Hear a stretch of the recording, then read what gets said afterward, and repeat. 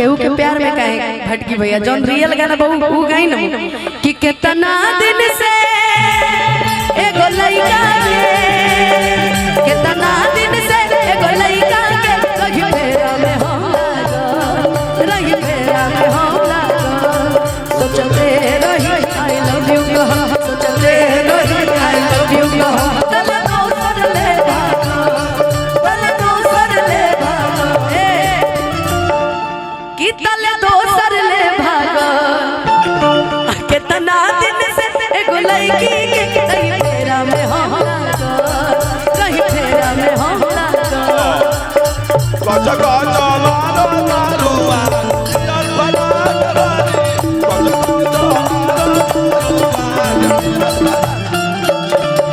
शेखर भी आया है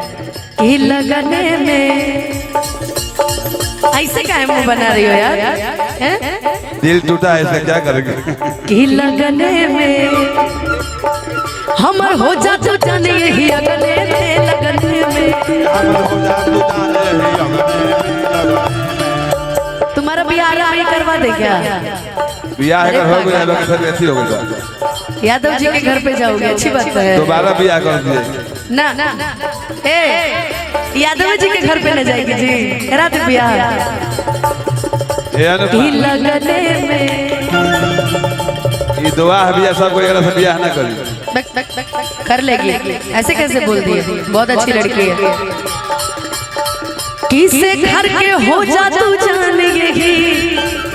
हरी अंगने में लगने में हमके पटा देला तू फुलवे से मारम चला के रसगुलवे से कि आगे आगे आंसू खई है और पीछे फिर आंसू बहे कि आगे आगे आंसू खई है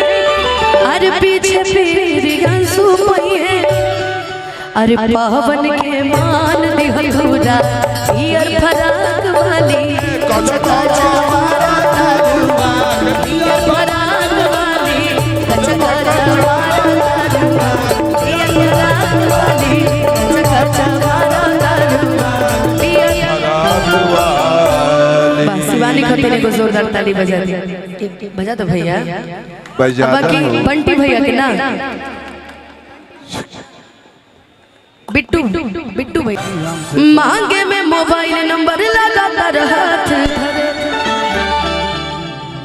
कि गोरी फूला झाड़ी बाड़ू हरे पापा के पारे बाड़ू कि गोरी फूला झाड़ी बाड़ू अब पापा जी के पारे बाड़ू छोटे भैया इस विषय पे क्या बोलेंगे पापा जी पे पापा जी के हाँ। पापा जी तो बुझा तक आज बड़े कुर्बानी कुर्बानी में बाप रे बाप भैया आप कुर्बानी में आए हैं छोटे भैया ने कहा है कि आप कुर्बानी में आए हैं हाँ अच्छा जब माइक पकड़ेंगे तो बोलेंगे बोलिएगा जरूर इंतजार रहेगा और देखिए माइक भी मिल गया छोटे बा देखा अब तार तो ही नहीं होता तार वाला माइक में तू ना बोल खड़ा होकर बोल छोटे बा हम कहाँ आइल बानी अब 20 साल बोलिए खाली बोलिए तो कहता है कि ये आइल बड़े कुर्बानी में आइल बड़े फतेहा में हां तारा के फतेह करो अब पहले आप लोग डिसाइड कर लीजिए आप लोग किस चीज में आए हैं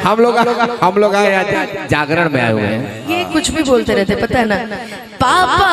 के परिवार अलग पसारे तू तपा पियर फराक वाली कचा कचा मारा तारुआ पियर फराक कचा कचा मारा तारुआ पियर फराक वाली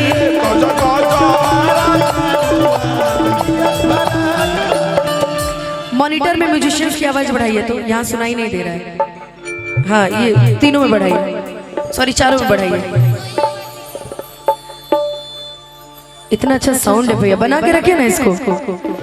कि लगलू पसारे तू तपा पियर फराक वाली कचा कचा हिताई में आई के हिलावा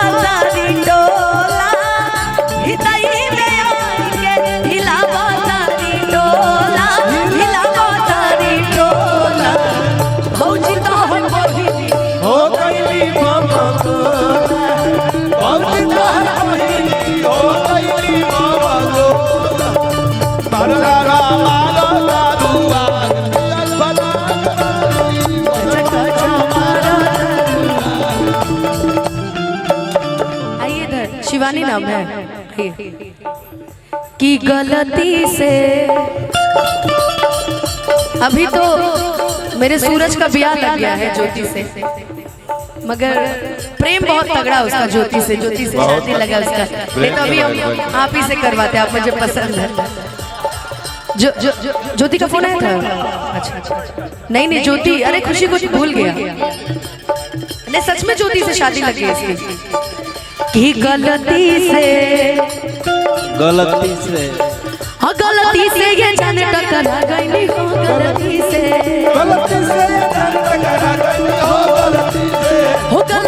ये जान टकरा गई हो, गलती से